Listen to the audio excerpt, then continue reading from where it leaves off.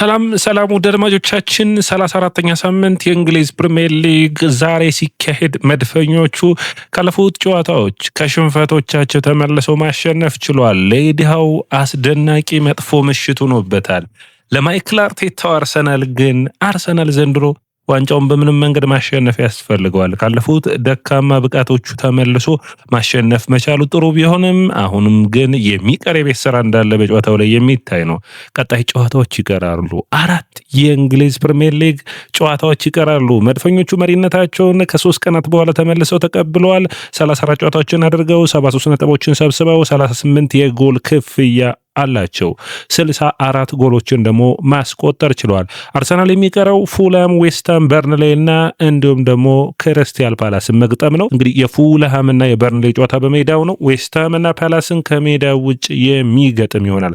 ተጠባቂው የእንግሊዝ ፕሪሚየር ሊግ በ34ኛ ሳምንቱ ሲመለስ ታዲያ ቶተንሃም ወደ ወልቭስዶ ያሸነፈበት፣ መድፈኞቹ ደግሞ በጥሩ ፐርፎርማንስ በሜዳቸው ያሸነፉበት ነው ተመዝግቧል። ዌስትሃም ድል ቀንቶታል በ90ኛው ደቂቃ ላይ በጭማሪ ደቂቃ በማስቆጠሩ። በአጠቃላይ ግን የእንግሊዝ ፕሪሚየር ሊግና እብደቱ እንደቀጠለ ነው። ማንቸስተር ሲቲ ወደ ዌምብሌይ አቅንተዋል በኤፍኤ ካፕ ፍጻሜ። ይህ ማለት ማንቸስተር ሲቲ ለሶስትዮሽ የሀገር ውስጥ ሶስትዮሽን ለማሳካት፣ አርሰናል ደግሞ በእንግሊዝ ፕሪሚየር ሊግና በአውሮፓ ቻምፒዮንስ ሊግ ተፎካካሪ ሆኖ የሚቀጥል ይሆናል። አትሌቲኮ ማድሪድ ዋንዳ ሜትሮፖሊታኖ ስታዲየም ሮብ ምሽት ከዲያጎ ሲሞኔው ቡድን ጋር የሚፋለም ይሆናል። ከዛ በፊት ግን ማይክል አርቴታን ያስጨፈረው የኤብሪቼ ኤዜ ጎል ነው። ኤዜ አርሰናልን ታድጎታል። የባየር ሊቨርኩሰኑ ጨዋታ በኤምሬትስ ሲታሰብ የኤዜ አስደናቂ ጎል የሚታወስ ነው። ታዲያ ከዛ ጎል በውድድር ዓመቱ ስናስታውሰው ኤብሪቼ ኤዜን በቶተንሃሙ የደርሶ መልስ ጨዋታዎችም የሚረሳ አይደለም። የፓላሱ ጨዋታ ላይ በኤምሬትስ የተደረገው ላይ ያስቆጠረው ጎልም የሚረሳ አይደለም። ታዲያ የኤብሪቼ ኤዜ ዝውውር አስፈላጊ እንደነበር አርሰናል ምትሃት ሲጠይቅ፣ አርሰናል ከሳጥን ውጭ ሹቶችን ሲጠይቅ ጎሉን የሚያስቆጥረው ይህ ተጫዋች ነው። ኤብሪቼ ኤዜ በጨዋታው ላይ የነበረው ተጽዕኖ የተለየ ነበር። ታዲያ ኤብሪቼ ኤዜና እንዲሁም ደግሞ ካይ ሃቨርትዝ በጉዳት እንደወጡ አይተናል። ነገር ግን ማይክል አርቴታ ከጨዋታው መጠናቀቅ በኋላ እንደሰጠው አስተያየት ከሆነ አርሰናል የሚያሳስብ ጉዳት የለም፣ የሁለቱም ግጭት ነው ያጋጠማቸው፣ ለቀጣይ ጨዋታዎች ዝግጁ ይሆናሉ ብሏል። ቲምበርና ካላፊዮሪ ስብስብ ውስጥ አልነበሩም፣ ነገር ግን ለቀጣዩ ለአውሮፓ ቻምፒዮንስ ሊጉ ጨዋታ የሚዘጋጁ ይሆናል። አርሰናል እንግዲህ ተጠባቂ እድሎቹን ተጠባቂ አጋጣሚዎቹን መጠቀም እንደ ቡድን ግድ የሚል ነው የሚሆነው። ታዲያንን እንዴት ያከናውኗል የሚል ነው።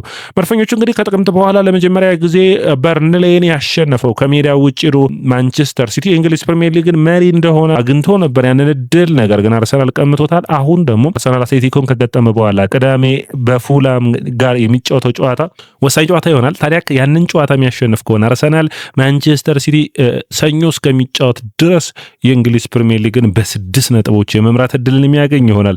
በአጠቃላይ አርሰናል የተለየ ምሽትን አሳልፈዋል። ማንቸስተር ሲቲ የሚቀሩት 5 ጨዋታዎች ከፊቱ ይኖራሉ።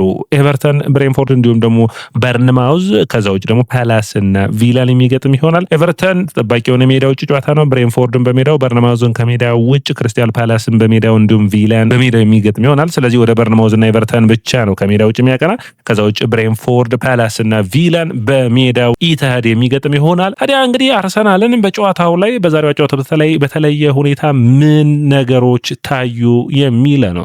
እንግዲህ ቡድኖች በአጫወት ሂደት ጨዋታ የተጀመረበት አጋጣሚ በተለይ ዊሊያ ኦስሏ የመጀመሪያውን አጋጣሚ ያመከነበት መንገድና በሁለተኛው አጋማሽ ደግሞ ተቀይሮ የገባው ዋን ዊሳ ያመከነው ኳስ በተለይ ለኒውካስትል በጣም አስቸጋሪ ነው። ግን ለአርሰናል ይህንን ዋንጫ ዘንድሮ ያመጡት ይሆን የሚያስብል ነው። ከ22 ዓመት በኋላ በቀላሉ ወደ ኤምሬት ይህ ዋንጫ የሚመጣ አይመስልም። ብዙ ፈተናዎችን ብዙ ችግሮችን እያለፉ ይገኛሉ።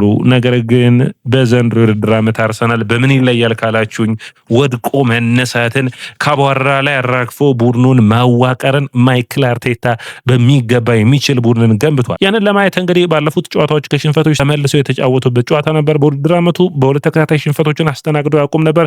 ነገር ግን የማንቸስተር ሲቲ ጨዋታ የሚረሳ አልነበረም። የማንቸስተር ሲቲ ጨዋታ ላይ በሁለተኛው አጋማሽ የተሻለ ቡድን ሆነው ታይተዋል። በዛሬው ጨዋታም በጥሩ ሁኔታ ነው የጀመሩት። በተለይ የመጀመሪያዎቹ ደቂቃዎች እድል የፈጠሩበት መንገድ ጎሉ የተገኘበት አጋጣሚ በተለይ 3 ሞክሮ ነው። በሶስተኛው እንግዲህ የመጀመሪያው ሙከራ ላይ በተለይ ኦዴጋርድ ሲያቃበል ስህተትን ፈጠረ። በሁለተኛው ሙከራ ላይ አሁንም ሹታ ያደረገ ኤብሪቼ ኤዜ ወደ ውጭ ወጣበት። በሶስተኛው ግን ኤዜ ኒክ ፖፕን ፎቶ ነው ያነሳው ማለት ይቻላል። ኳሷ ትሽከረከራለች፣ ኒክ ፖፕ ሊደርስበት አልቻለም። አስደማሚ ብቃት ነው። በተለይ ከአጭር ኮርና የሞከሩበት አጋጣሚዎች አርሰናል በማዱዌኬ ሃቨርትዝና እንዲሁም ደግሞ ኤብሪቼዜ የጀመረ የማጥቃት ክፍል በተለይ አርሰናሎች ሃቨርትዝን በተለይ ከኦዴጋርድና እንዲሁም ደግሞ ከኤዜ ጋር አንድ ላይ ሲያጫውቱት ብዙውን ጊዜ አልነበረም። ነገር ግን ዛሬ የሚለየው የመሰለኝ ቤን ዋይት ወደ ብቃቱ ተመልሶ አይቻለሁ። ካላፊዮሪ በጥሩ ተመላላሽነት ጥሩ ፐርፎርመንስ ያደርጋ አይቻለሁ። በጣም ጥሩ የሚባል ነው። ከዛ ውጪ አማካይ መስመሩ ላይ አሁንም ቢሆን የዙብሜንዲ ችግሮች በግልጽ ይታያሉ። የማዱዌኬ ችግሮች ይታያሉ። በጨዋታው ላይ ያ በግልጽ የሚታይ ነበር። እነዛ ሁኔታዎች ላይ ማሻሻል ያስፈልጋል። አርሰናል ከኋላ በሚመሰረትበት ወቅት እንዴት መውጣት ይችላል የሚለው አሳሳቢ ነበር። ነገር ግን በጣም ዛሬ በኔ እይታ ከድሉ እኩል ለኩል ባልተናነሰ በተለይ ሊዩስ ስካሊንን በአማካይ መስመር ላይ ከዲክላን ራይስ ጋር ባየውበት ሰዓት ወደፊት ኳሶችን የሚወስድበት መንገድ ቡድኑ የሚያቀናጅበት መንገድ ጥሩ ነው አይቼዋለሁ። በቀጣይ አርሰናሎች ሊጠቀሙት የሚጠበቀው አንዱ ስካሊን በአማካይ መስመርነት ይመስለኛል። በጣም ጥሩ የሚባል ተጫዋች ነው። በተለይ በቦል ፕሮግረስኑ ፕሬስ ሬዚስታንስ ነው ያ በጣም ጥሩ የሚባል ነው። ሹት ማድረግ የሚችል ነው። ኳሱን ወደፊት ይዞ መሄድ የሚችል ነው። ትክክለኛ 8 ቁጥር ተጫዋች ነው። የእንግሊዝ ፕሪሚየር ሊግ በአካል ብቃቱ ነገር ዝግጁ ሆኖ መፋለም ይችላል ካልሆነ በስተቀር በኔይታ ሊዩስ ስካሊ የተፈጠረው አማካኙ ነው እንዲጫወት ነው። እንኳን የግራ መስመር ተከላካይ ሆኖ ብናየውም የአማካይ መስመር ግን የመጀመሪያ ቦታው እንደሆነ ይታየኛል። ታዲያ አርቴታ ያንን በሚገባ ማሰለፍ የሚጠበቅበት ይመስለኛል። ታዲያ በሚገባ የዙብሜንዲን ቦታ ሸፍኗል። ከዛ ውጭ በማዱዌኬና በሳካ መካከል ያለው ልዩነት ግን ሰፊ ነው። ደርማቻችን ማዱዌኬ ድሪብል ሲያደርግ ቢውል ሹት አያደርግም። ውሳኔዎቹ በጣም አሳዛቢኛ ናቸው። ቡካዮ ሳካ ምን አይነት ተጫዋች ነው? ደርማዎቻችን ኳሶችን ገብቶ ሹት የሚያደርግበት መንገድ፣ ስፔሶችን የሚፈልግበት መንገድ በጣም የተለየ ነው።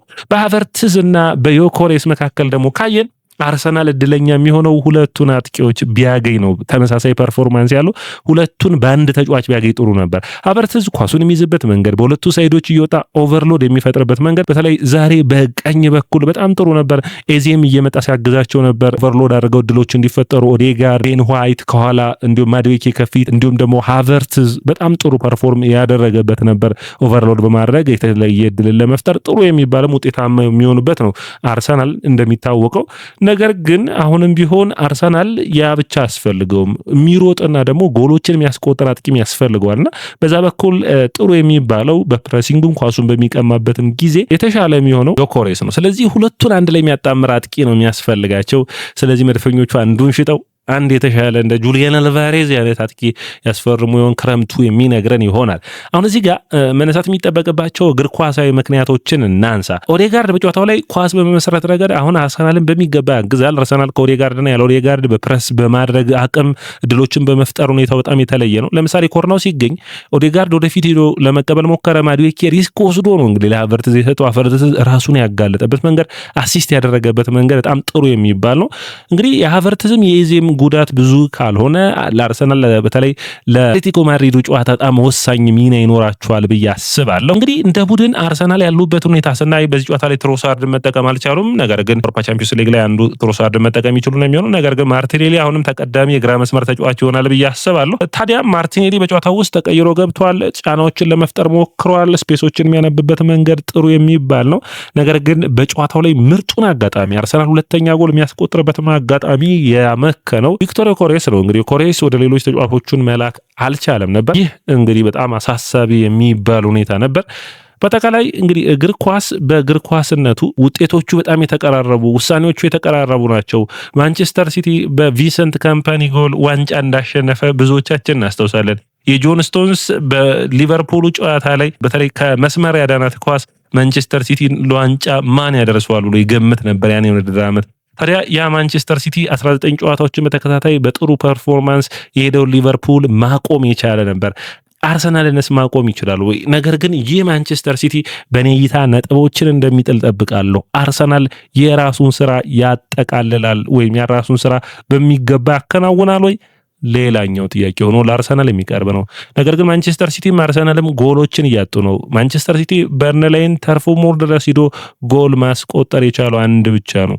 አርሰናልም ጎሎችን ከተለያየ ቦታ መፈለግና ጎሎችን ማስቆጠር ይጠበቅበታል። ያንን በሚገባ ማሳየት በአርሰናል በኩል የሚጠበቅ ነው የሚሆነው።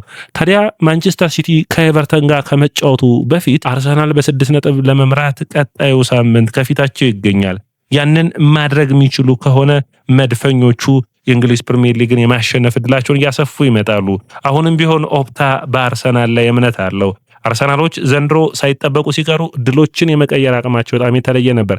እንግዲህ አንዳንድ ነጥቦችን ስለ ኒውካስትል ደግሞ እናንሳ። ኒውካስትል እንግዲህ በዳኒ በርን በግራ መስመር አድርገው የጀመሩት ያንን ቦታ ታዲያ ለማግኘት በሚገባ የሚጠቀም ተጫዋች ያስፈልግ ነበር። ያንን በሚገባ አልተጠቀሙም። በበርንማውዝ በባለፈው ሳምንት ተሸንፈዋል። እንግዲህ ዲሃው ከዚህ ስብስብ የሚለቁበት እድል የማይቀር ይመስላል። በጣም ደካማ ፐርፎርማንሳቸውን እያሳዩ ይገኛሉ። ባለፉት 12 ጨዋታዎች 8 ጊዜ ተሸንፈዋል። እንግዲህ ቡድኑ ምን ችግሮች አሉበት የሚለው አንዱ ነው። 4-1-4-1 የሚመስል ያጫወት ሂደትን የተጠቀሙት በተለይ አርሰናልን ጎሜሬስን ከጉዳት ማግኘታቸው ውጤታማ አድርጓቸዋል። የጎሜሬስን የቶናሊ የአማካይ መስመር ጥምረት በጣም ጥሩ የሚባል ነው። ጎሜሬስ በተለይ ኳሱን ወደፊት ፓስ የሚያደርግበት መንገድ፣ ቶናሊ በጨዋታው በመጀመሪያው አጋማሽ ሹት ያደረገበት መንገድ በጣም የሚገርም አይነት ተጫዋች ነው።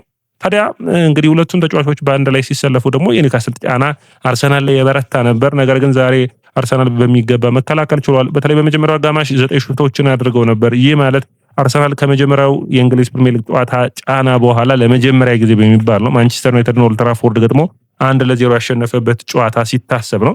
እንግዲህ በአርሰናል ከዚህ ጨዋታ ላይ ብዙ ሁኔታዎችን መውሰድ የሚችል ይመስለኛል። አንደኛ የስካሊ ቅያሬ ማይክል አርቴታን ተጽዕኖ ፈጥሯል። አሁንም አርሰናል ዮኬሬስና ቨርትዝን ያጣመረ አጥቂ ያስፈልገዋል። ከዛ ውጭ ደግሞ በኔይታ ሄሱስን ማይክል አርቴታ በታክቲኩ ረገድ መጠቀም የሚችልበት በመስመር ማጫወት አንዱ ሚና ሊሆን ይችላል ብዬ አስባለሁ። ሌላኛው እንግዲህ ዙቢሜንዲ ድካም አሁንም በውድድር ዓመቱ ፈታኝ ሆኖ እንደቀጠለ ነው። የገብርኤል ሳሊባ የሂንካፔና የቤን ዋይት ጥምረት ግን ዛሬ በመከላከሉ ረገድ ምንም ስህተትን አለመስራታቸው አርሰናልን ጥሩ ድል እንዲያገኝ አግዞታል። በአጠቃላይ መድፈኞቹ ወደ ድል ተመልሰዋል። አስፈላጊው ድል ነው። አትሌቲኮ ማድሪድ ሮብ ምሽት ላይ በድጋሚስ ያደርጉት ይሆን? ወሳኙ ምዕራፍ አንዱ ጨዋታ ያንን የሚሆነው። ውድ አድማጮቻችን የየ ስፖርት ነው። የየ ስፖርትን ላይክ፣ ሼር፣ ኮሜንት፣ ሰብስክራይብ ማድረጋችሁን አትርሱ።